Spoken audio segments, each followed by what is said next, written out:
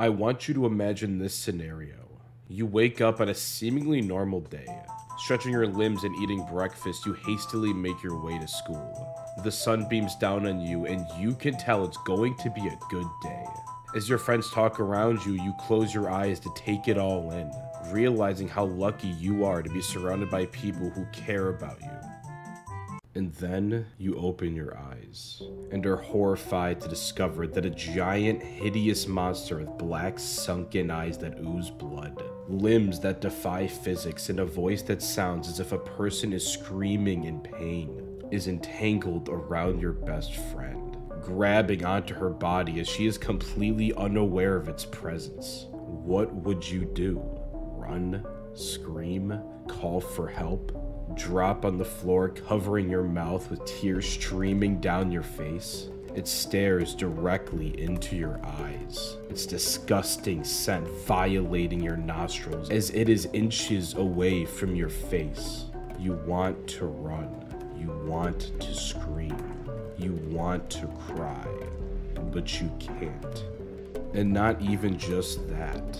You cannot let this monster realize that you are even aware of its existence. If you were to, who knows what unspeakable horrors it may inflict onto you and those you love.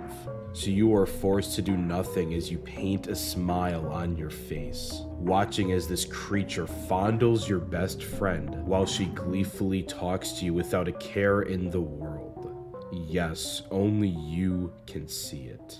You are completely alone in this truth, and you can't say a word to anyone.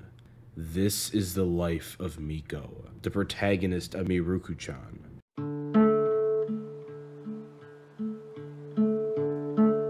Anime isn't really all that scary. Sure, there are a lot of great horror anime out there, but the common consensus seems to be that the quality of these shows doesn't really reside in their actual scare factor, but instead in other great qualities. Most rely on built-up tension, and Mother's Basement made a great video explaining how The Promised Neverland Season 1 is probably the scariest anime we've gotten in years. Little did he know that it would be followed up by an even more horrific second season.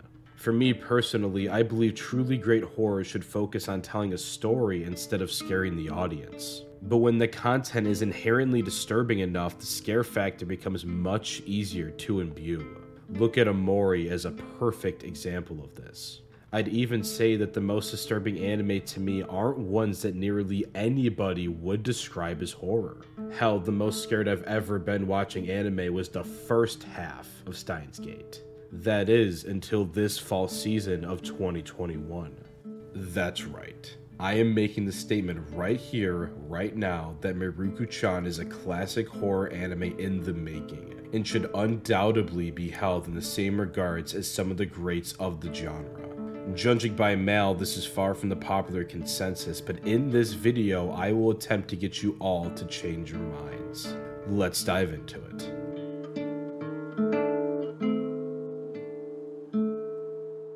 But what exactly makes this anime so scary? Well, that's a complex question. I'd break it down into two parts, what the premise alludes to and how the show executes on that. First, we'll tackle the latter. I've found that when it comes to horror cinema, there's strangely a fairly comfortable distance between the character and whatever is endangering them.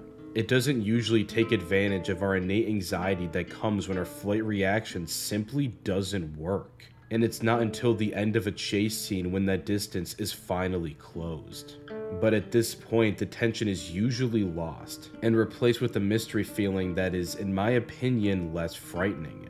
Let's take a look at an ordinary chase scene in a slasher, and notice how the killer isn't even visible through all of it. Which, yeah, adds its own mystery as I said, but it doesn't really build towards real panic.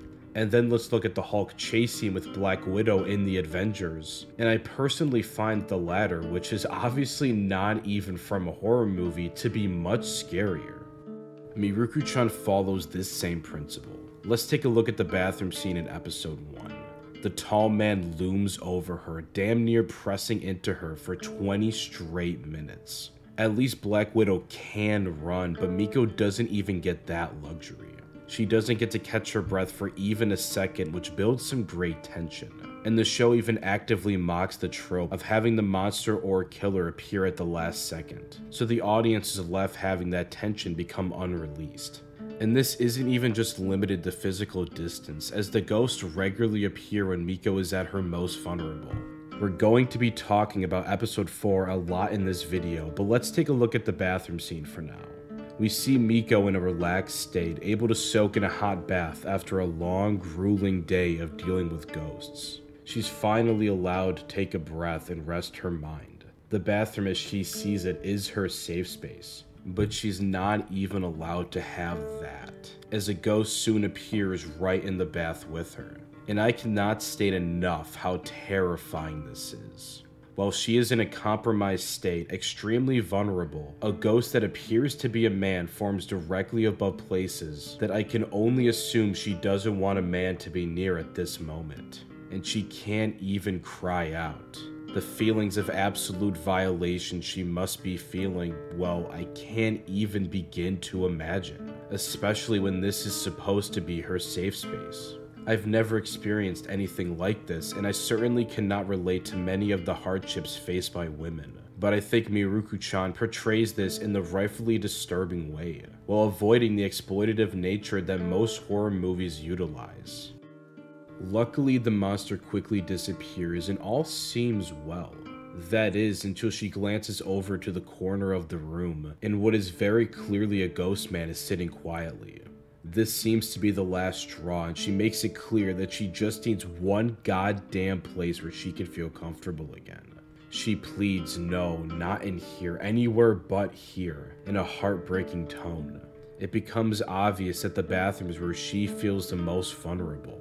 And to have two men completely invade that space is absolutely horrifying.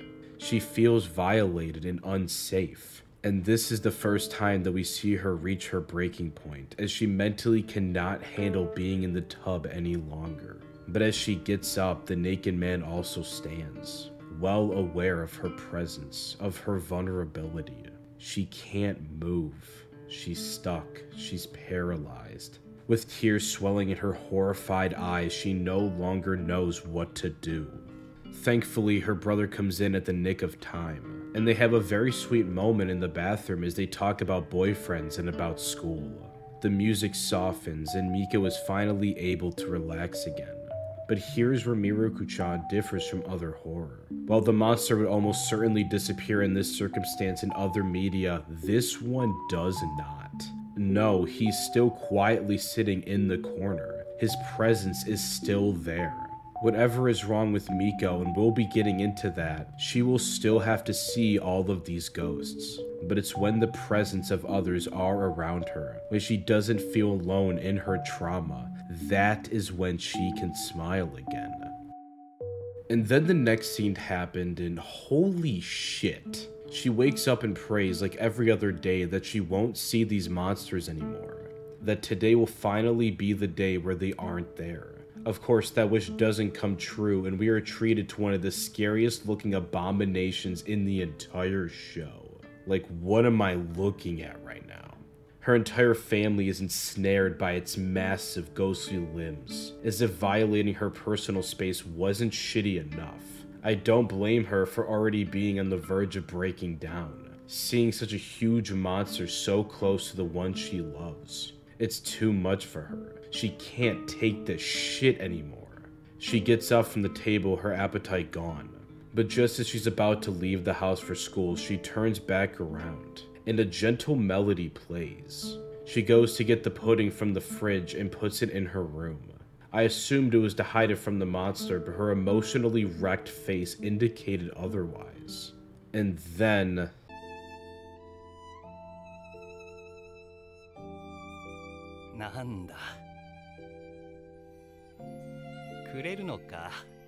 Are you fucking kidding me? The dad has been dead the whole time? It's rare for a plot twist to really get me, but this one made me legitimately do a fucking double take and rewatch the entire episode looking for clues. They didn't even give this man any breakfast. And while the show sort of plays this off as a positive reunion, I just want you to imagine having someone as close to you as a parent die a year ago, and then in the midst of seeing all this other horrific shit going on, you just see them one day. Only you alone have to be utterly reminded of their lack of existence. Seeing them sitting at the fucking kitchen table, talking to your family as the others can't even hear him or feel his presence. Now that's just dark. I would imagine that this was the first time Miko saw her father again and recontextualizes the entire kitchen scene. Sure, most of the time she can't handle seeing these terrifying monsters, but seeing her dead father, now that's just too damn much. I hope I've made it clear how absolutely dreadful Miko's existence has become.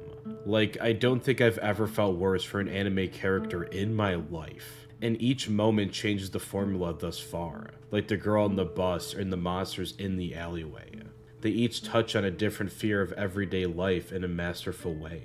But if I talk about those, we'll be here all day, so I want to take a look at one more scene, which takes place at the end of that same episode, showing why Miko mysteriously left her brother earlier in the episode.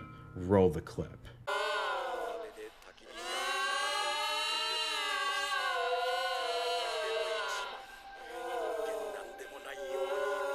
That ghost is fucking loud.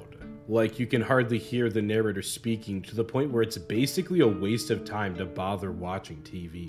And then the theme of violation continues with the commercial, as the woman on screen is being grabbed rather sexually by an onslaught of ghost hands, making Miko look as if she is going to throw up. I'm gonna play this scene one more time, and I really want you to absorb the audio disturbance here, and imagine that this occurs to you while you are watching TV.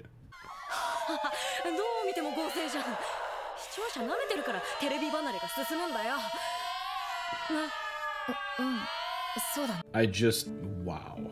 I know anime is famous for having tragic backstories for its mightiest heroes, to the point to where alive parents are actually very against the norm, but I'm not sure I've ever seen a character go through something that disturbs me on such a deep level. I can't realistically imagine a scenario where I'm going off to fight a group of supervillain terrorists, but I can certainly envision the absolute dread of having to deal with such intrusive imagery and noise. Like, it's gone to the point where life becomes damn near unlivable for Miko, and this is such a brilliant way of portraying how crippling it really is. I just can't imagine the sheer panic that would consume me 24/7 if I were her. Ice flowing through my veins non-stop. It makes me anxious just thinking about the possibility.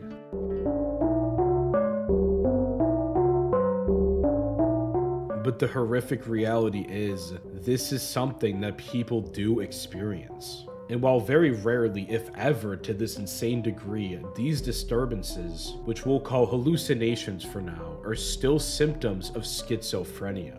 Now, let me be absolutely clear. This mental disorder is vastly more complex than Hollywood would have you believe. And I'm also not claiming that Miko actually has schizophrenia. However, I cannot deny the similarities between the two, and I believe that to be intentional. And this is where the true horror of Mieruko-chan comes into play. This show, of which can be described as nothing less than hell on earth for our protagonist. This is partly the reality for a lot of people.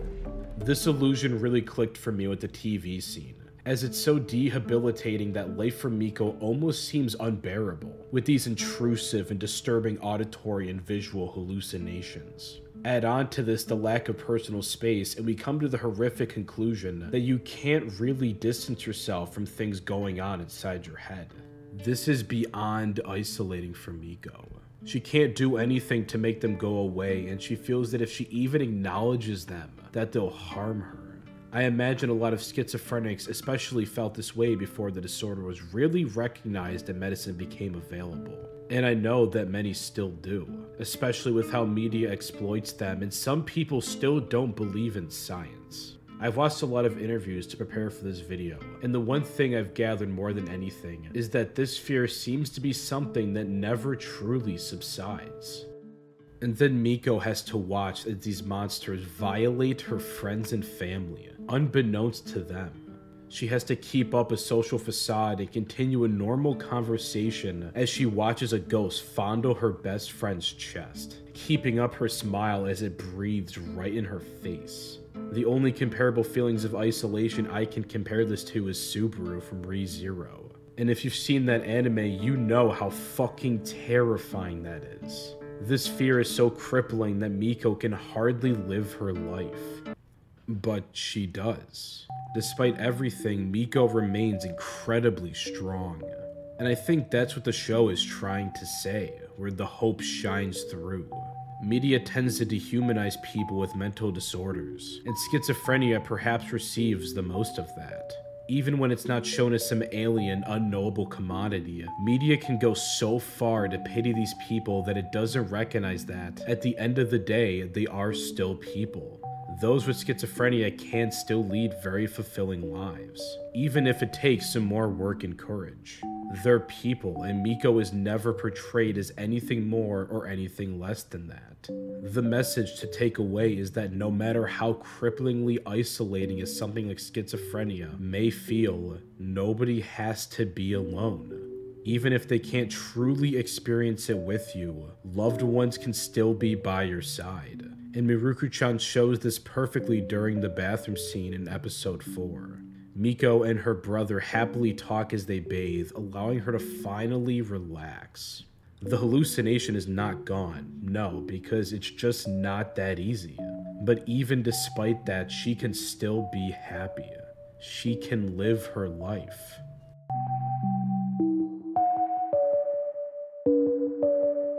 Before I end this video, I want to be crystal clear. Mieruko-chan is an anime and shouldn't be taken as some scientific case study of schizophrenia. The series makes it pretty clear that what Miko is seeing are ghosts, not hallucinations, although they can still pull a plot twist like episode 4. Many would say then that because of that, the anime is definitely not about schizophrenia. And well, that's not really how art works. Abstract media, especially horror, often uses something like the supernatural as an allusion towards something else, like with Hereditary. Art is all subjective anyway. Mieruko-chan also doesn't even portray the disorder with the utmost accuracy either. Visual hallucinations aren't nearly as common as Hollywood would have you believe, and schizophrenia is a very complex disorder. I also take some issue with even using the supernatural as an allusion to it, but let's talk about that in another video. I definitely don't appreciate the commercialization of mental disorders in media. I mean, have you fucking seen Split? But there's nothing wrong with an honest, even if not entirely accurate, depiction of mental disorder. And this anime, I believe, falls into that camp.